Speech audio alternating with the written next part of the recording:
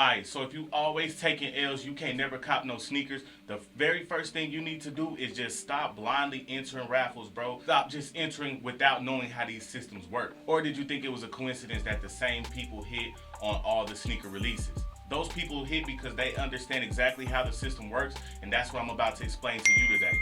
And what that is basically is just taking advantage of these reward systems. Right now, if you don't know what a reward system is, everywhere has them. Starbucks has them, McDonald's have them.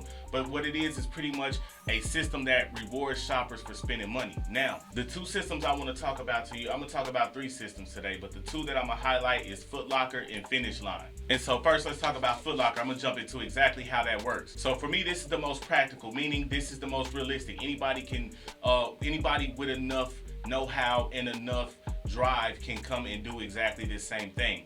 So the Foot Locker's reward system is called Flex, right? And what Flex is once again, you get points for shopping.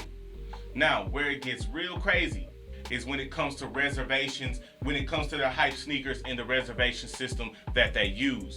Because what you'll find is that the bigger accounts win, right? So the people who spend the most money hit on the hype shoes. So it's actually interesting, bro, because a lot of these companies claim to not like the resale game, not like resellers, period, but a lot of them are in bed with the resale game because their systems reward who? The people who spend the most money. Are you spending a crazy amount of money at Foot Locker if you're not hitting on retros and stuff like that? No, but stick with me because I'm about to tell you how you can get there.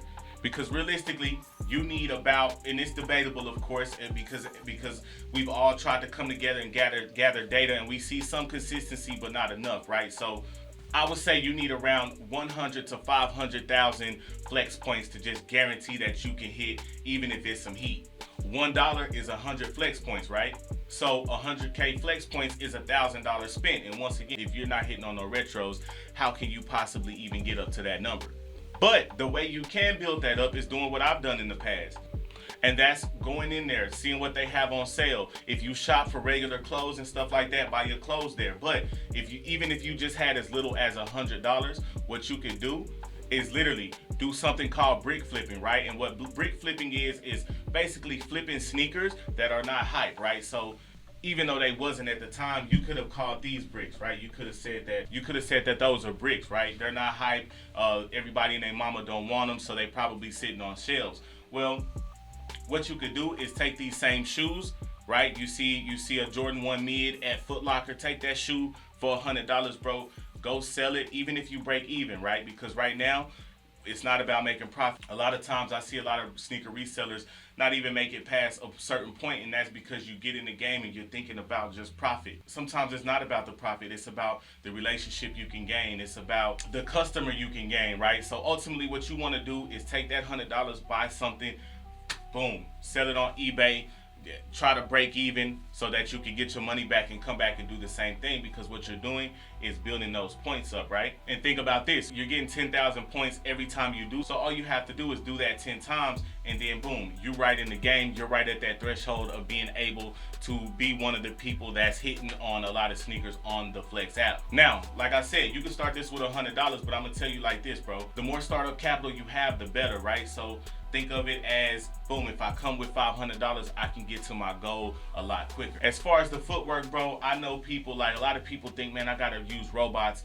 to effectively sneaker resell, and bro, that's not the truth. I know people, my guy Limited Supply, bro, he hits multiples dang near every single release, and that's because bro actually goes and does the footwork, right? So we hitting all three malls in our local area, and we hitting raffles, we're entering in-store raffles, we're doing in-app raffles. So that's definitely the most practical way for anybody to get in the game. Because realistically, look, a lot of people not gonna tell you this, but if you jumping in a resale game, bro, and you don't know anything about it, like you got a solid month or two of L's before you just boom take off, right? So just prepare yourself for that and understand, even with the raffles, that sometimes it's not even gonna work out like that. So as long as you know that, it's cool. Next, let's talk about Finish Line, bro, because for me, Finish Line is the most practical. Right now, I put Foot Locker ahead of it because the average person, everybody else, I've seen them completely go from nothing to something just using the Foot Locker system. So that's why I recommend that first.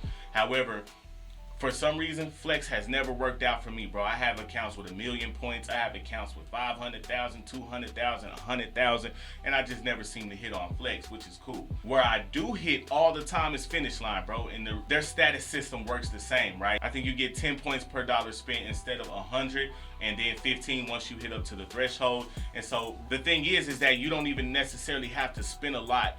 All you have to do is go on your Finish Line app, right? Sign up for a status account, which is free. Set your store. Go inside that store. A lot of people shop online. Me, I like to go in store because I like for my points to show up instantly. So, boom.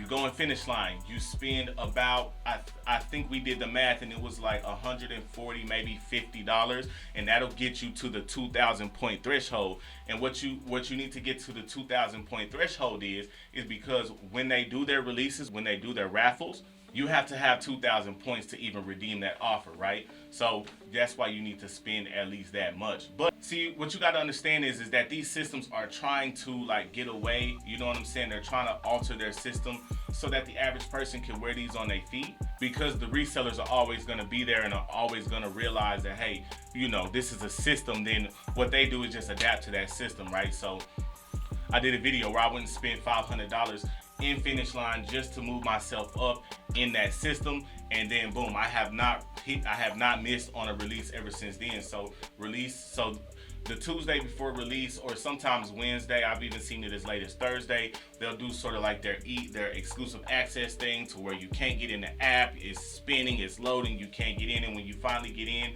you can redeem your offer for the given shoe, right? So that's probably the best way that you sitting at home right now who has not copped a sneaker at all, that's the best way you're gonna be able to get them in your hands, bro, I promise.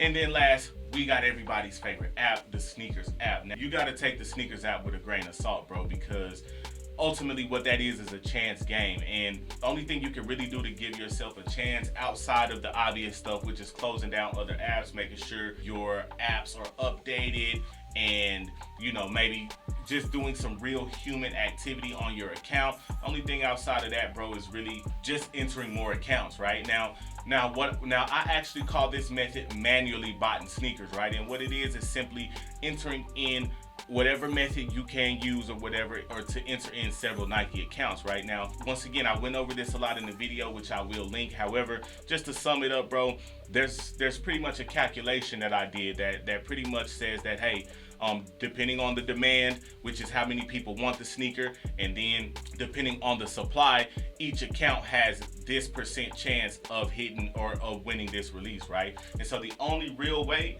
to up your chances, once again, is enter multiple. And once again, since I've been doing that, it's been pretty easy as far as being able to almost guarantee that I can hit on these type of releases, bro, on these different releases. So what's happening to a lot of people, bro, is that Nike is filtering them out as bots, right? They're going so hard on bot protection that normal people are being filtered out as well. So the only thing that you can do outside of, you know, the stuff that I just mentioned, if you don't want to do several accounts, which I would advise you to do, the only thing you can really do, history. Make sure you have activity. Make sure you're not viewed as a bot. We talked about the flex system and how you pretty much need to manipulate these reward systems that these sneaker retailers have, because they ultimately cater to resellers. We talked about Foot Locker, we talked about Finish Line, and then we talked about the fact that, hey, if you don't have multiple accounts on sneakers, then hey, you in trouble, man. It's your boy Rico. Love y'all. Let's get it.